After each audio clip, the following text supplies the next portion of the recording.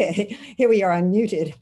So good afternoon, and I'm delighted to bring back an updated version of a course I taught at UC Berkeley OLLI 5 years ago.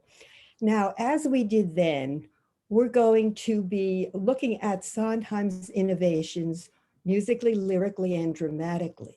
But this time, we're going to spend more time looking at the psychological implications of his work, both in terms of the forces influencing his creative expression and how that expression impacts us, his audience.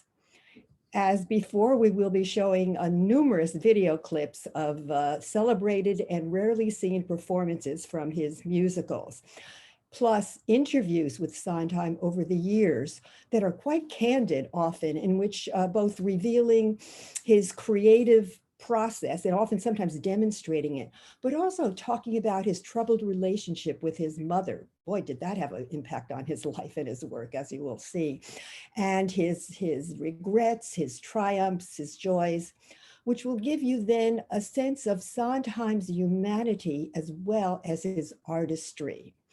Now, I am going to talk very briefly about my connection to Sondheim before I go into each session.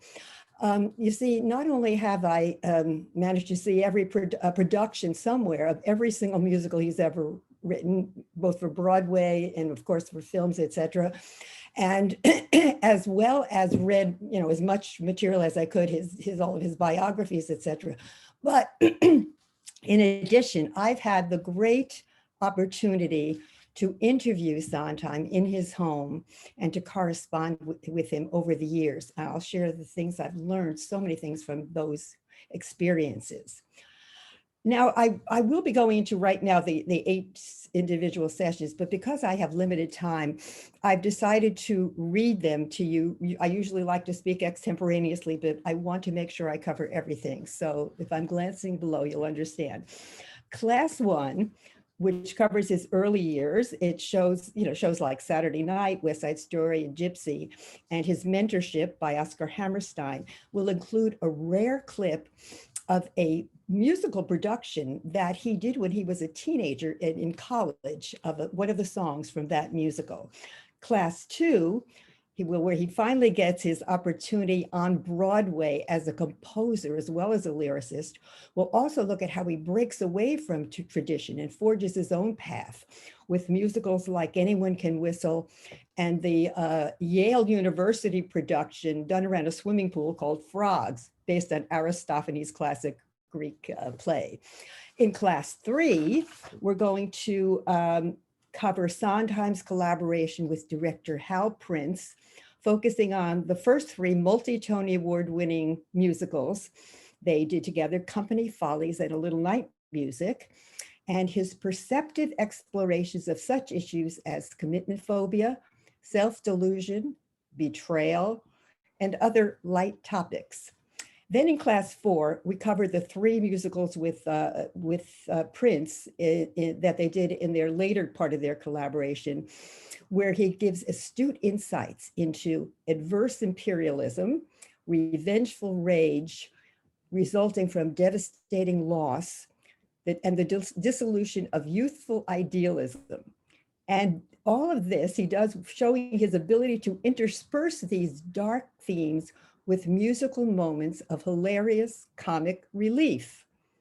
That would be Pacific Overtures, Sweeney Todd, and Merrily We Roll Along.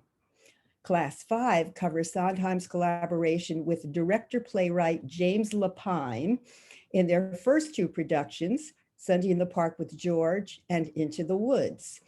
And here he brings new depth to understanding artistic obsession, communal responsibility, and both toxic and healthy parental relationships with their children.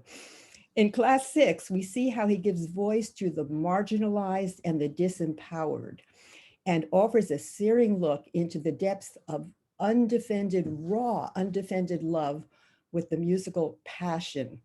And also his production that was with James Lapine. That was the 3rd production with James Lapine. Then we move on to his work with playwright John Weidman on Assassins.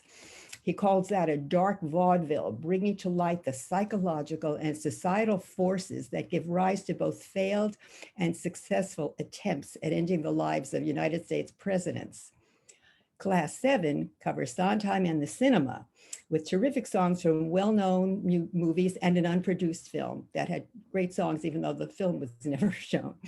And also we'll look at his last theater production, which went through many permutations, eventually called Roadshow, which explores troubled sibling relationships and unbridled ambition. Lovely, lighthearted musical theater themes, right? In Class 8, we look into Sondheim's role as teacher and coach, and some clever satirical send-ups by other songwriters, you know, poking fun at his work, which he always he enjoyed them, he told me. He liked people making fun of his work, no ego around it. And we will look at more fascinating interviews of Sondheim, even one that he did just a year ago at the age of 90. So I hope you will join me in exploring the work, the mind, and the heart of this remarkable talent, a man who truly deserves the way he is often referred to now as the Shakespeare of the Broadway musical. Thank you.